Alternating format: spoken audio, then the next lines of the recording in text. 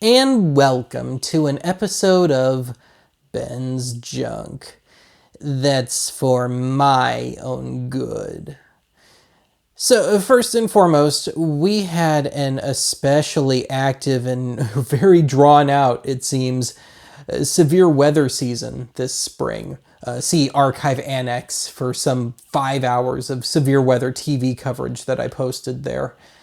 But this time around, while I personally took no real damage, I did lose power for a while at one point, and we had a couple of 2, 3 a.m. weather events, and one of them was one of those Midwestern pop-up storms and caught me completely off guard. And I would say in about half of these events that we had over the last few months, I tend to rely on my smartphone and my tablet for that sort of thing, and they proved to be all but useless. Now, I have owned this Philips radio since I was in middle school. I think this was 10 to 15 bucks at the time. This would have been 1998-ish. And it does have an especially nice FM tuner. It's a good just kind of desk radio sort of deal. And it's old enough that it has the old VHF TV band on it as well. But one of the main reasons I picked this up at the time was because it has weatherband access, and I had never owned anything like that. And growing up in Colorado, where we did have our weather events, and we were known to lose power on kind of a semi-regular basis, especially during the summer. So I found myself using battery-powered radios and stuff quite a bit just to get through those periods.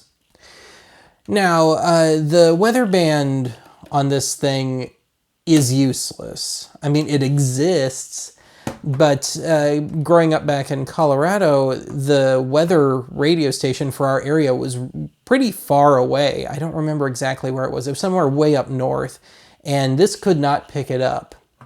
Well, these days I'm a lot closer to a weather station.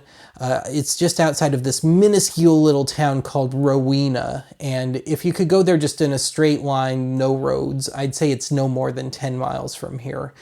Probably more like 8. This can't even pick that up. So, for the last 7 years or so now, my de facto emergency radio has been my little Yaesu handheld ham transceiver. And of course, it still can be a good emergency radio, especially if there's a real disaster that happens. But I'm not active, really. And this thing does have weatherband access, and it's actually pretty good. It might not be as good because of the lighting in here, which always seems to interfere. But I'll try and give it a quick demo. It'll probably just be really choppy, though. Yeah. Is 6,816, which is 420 below normal. There were no cooling degree days today, which is 5 below normal. The yearly total since January 1st is 61, which is 26 below normal. The normal high temperature. So I think you get the idea there.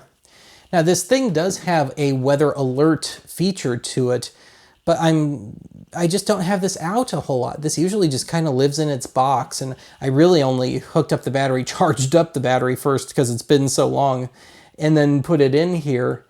And yeah, it's just not that practical. I mean, the only time I bring it out anymore is if I think I'm really in for it. And there were a couple of days in the last few months where I was kind of convinced and I did have it out. But it doesn't help me if I don't, if it's one of those pop-up storms. So, and before you get on me, any angry hams, yes, I do hold a license. General class, call sign is K2LAK. So anyway, I needed a little better non-internet, potentially battery-powered sort of thing to work with. So let's take a cut here and we'll take a look at hopefully a part of a permanent solution to all this. I was genuinely shocked to get my hands on this. I'd been looking at getting a proper weather radio for a while, and I had been looking at the Midland WR400. But when I finally decided to take the plunge and pick one up, It seemed to be right as they were being discontinued, which is known to happen with me. But as of my making this, used ones of this particular model are going for about $200 on Fleabay, which I think is ridiculous. But anyway, I had found another model, also from Midland, that I thought looked pretty good, and okay, I'll take that one. And I was looking around for any on the internet for any places locally that might have it, so I wouldn't have to order the thing. And my local Fleet Farm, because I got to prove I'm country enough, I guess, did have that aforementioned alternative radio in stock according to their website. I went down there, sure enough, they had a few of them, but sitting right next to those was maybe the last WR400 to grace the shelves of a store quite possibly anywhere in the country, so I snapped it up. Now, these things are not cheap. Mine was $70, so just shy of $75 once I got the tax on there. And I did have my expectations fairly high for this. And for the most part, I have not been disappointed. So let me give a rundown of what I wanted in a weather radio. Number one, first and foremost, I wanted to be able to select which warnings and alerts that this would sound for. Save for tornadoes, which are completely non-negotiable with this model, that is possible. And you know what? That's totally okay with me because it just so happens that tornadoes are the number one thing I would want this to chime for. Two, I want it to have an AM/FM radio, and ideally a decent one. Three, I want it to have some sort of USB charger in case I need one in a pinch. It's slow, but it works.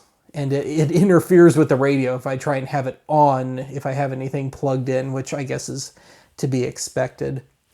Number four, I wanted this to operate primarily on AC power, but to also be able to do batteries. And with regards to batteries, I didn't want it to be some esoteric battery or some rechargeable. I wanted it to run on a normal, everyday, off-the-shelf kind of battery, AA, AAA, 9-volt, that sort of thing. So success on that front. And then number five, I wanted this to have some sort of built-in memory, particularly with regards to location. So this knows what same headers to look for, what codes to look for. And number six, I wanted this to have an ideally stereo headphone jack, and success on the headphone jack part of things, but this is mono all the way. But I guess it doesn't matter too much because the idea was if I wanted to try and record any weather stuff direct feed, I'd need a headphone jack. The weather stuff is all mono anyway. I wouldn't be recording music on this. So, yeah, that works. And in case you haven't gotten the hint yet, this has hit all of my targets to some degree. So let's take a cut here and we'll take a closer look at just the features of this, and then we'll do that whole demo thing. All right, let's just give a little quick rundown of the basic features, I guess you could say, or just a quick look around, more accurately. So we'll start in the back. Good a place as any, even though we've already covered half of this. So we got a spot for an antenna, if you want to put a bigger, nicer antenna on it. Although the telescoping one here is pretty good.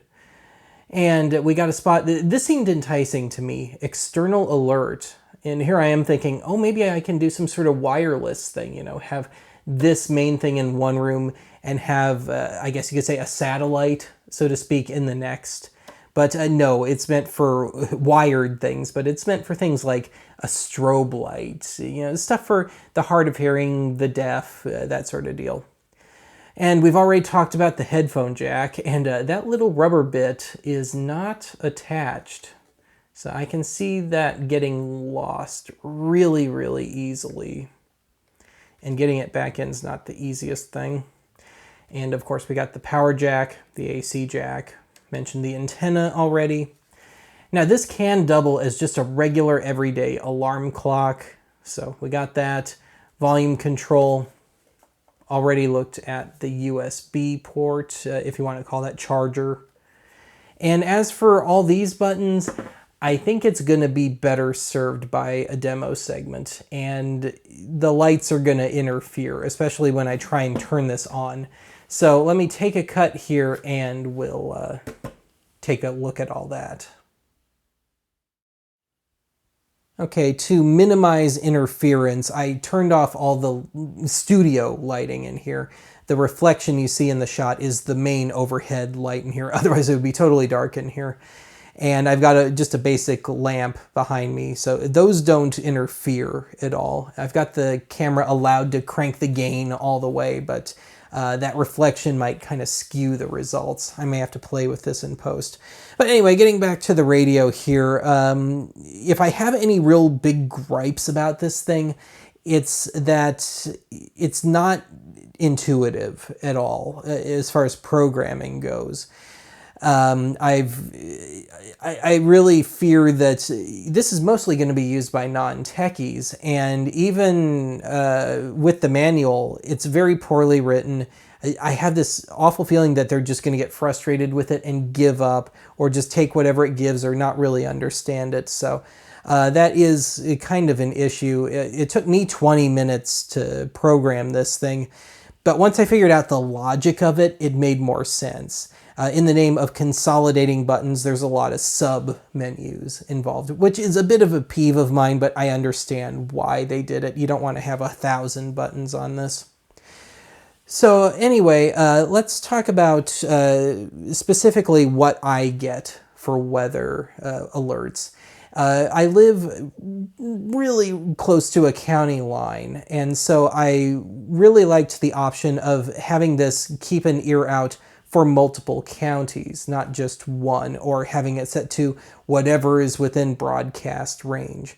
So let's start digging through the menu here, the first layer of menu, and set time. And to get into each layer of menu, you hit enter to go another layer deeper, and to come out of it, you hit menu once per layer of menu. But anyway, let's see if we can't find that. This can be used as a regular alarm clock, and that's so you can set that alarm 1 and 2.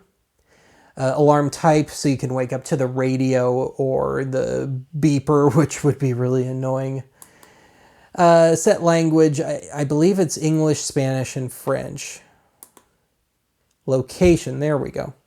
So let me hit enter so we can enter the first layer of submenu. I have it set for multiple right now. So let's go deeper into the menu. And I've got it set for Lincoln and Minnehaha counties. Now, I would really love it if I could have it be more specific. It could be just, part of each county, but that is kind of a lot to ask for something like this. So anyway, let's come out of that. We'll hit menu, hit it once again. So now we're back in the basic set of menus. Alert type. So this is where you can pick, do you want it to just make that alarm noise? Do you want it to do voice alerts and have it read out the EAS alert for you? Do you EAS message?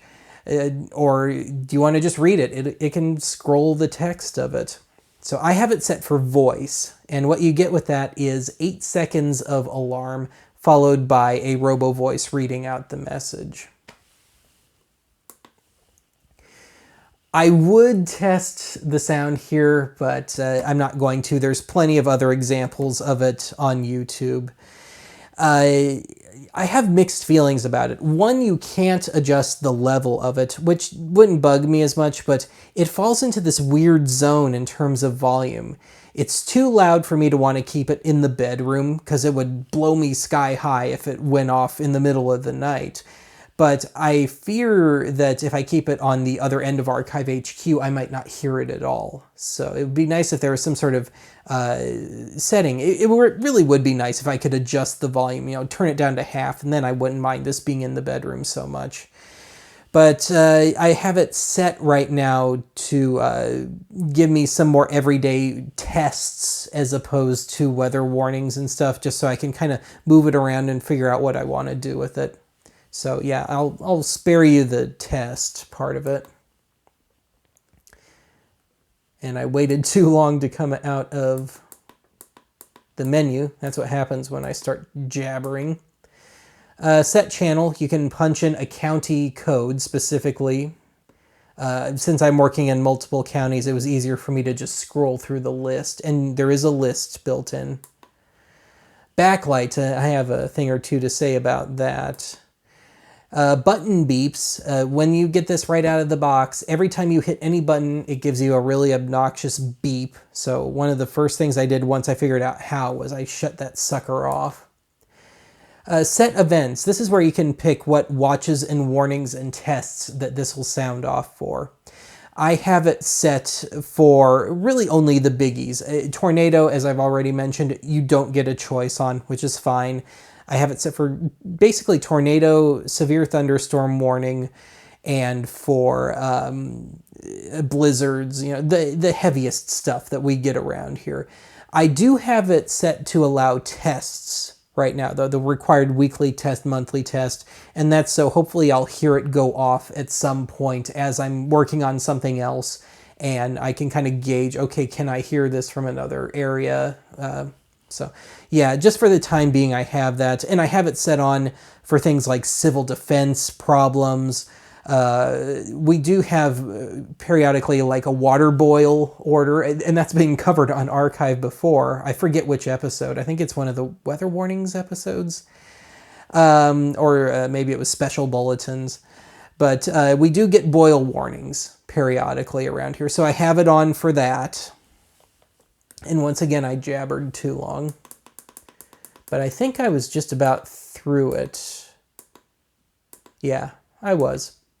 All right, so let's talk about the radio finally. I have kind of an acid test when it comes to radios. There's two stations that I kind of like around here. My favorite station is based out of Pipestone, Minnesota, actually. And even that I only kind of listen to intermittently. But it's got a good, powerful tower, and you can get it in the car real good around here. But at home, you know, on the stereo, not so much. And there's another one that is truly local, but they have a pretty weak transmitter, and you can almost never pick that up like on my stereo. So my acid test for a good radio is, can it pick up those two stations? And the answer is yes. So we'll turn on the radio here.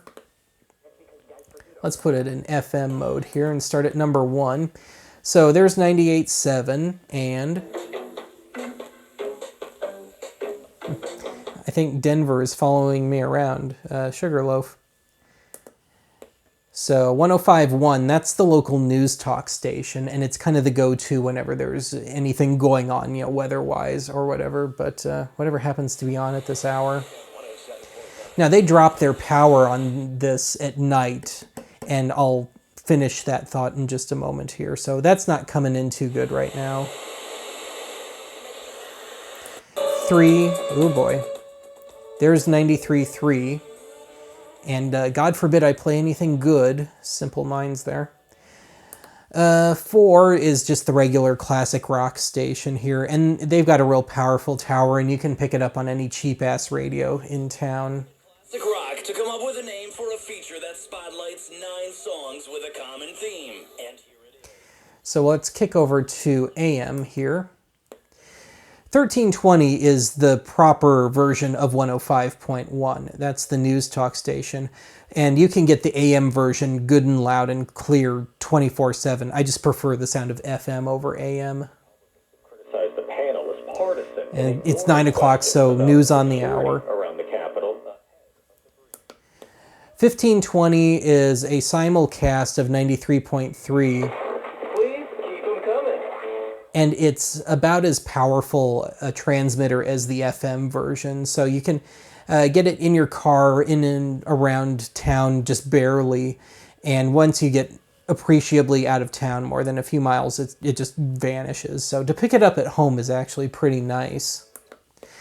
570, I forget where it's based out of, but it's another news talk station. It's a little farther out. And then 1140, which is a simulcast of an FM station, and it's supposedly classic country. Once upon a time, it was a good classic country station, but nowadays their idea of classic country seems to be like 2014. So let's talk about the backlight here. This is a gripe, and I think a legit gripe I have about this. There's a squealing going on, and it's a consistent level no matter what the volume is set at. And I thought maybe it's my Wi-Fi router, and nope. I traced it to the backlight. So let me take off my microphone. I'll hold it up to the speaker here, and I'll fiddle with the backlight, and you can hopefully hear that frequency shifting. Loan Depot, where home means everything. Rates are subject to change. Equal housing opportunity lender. NMLS number 174457. Licensed in all 50 states.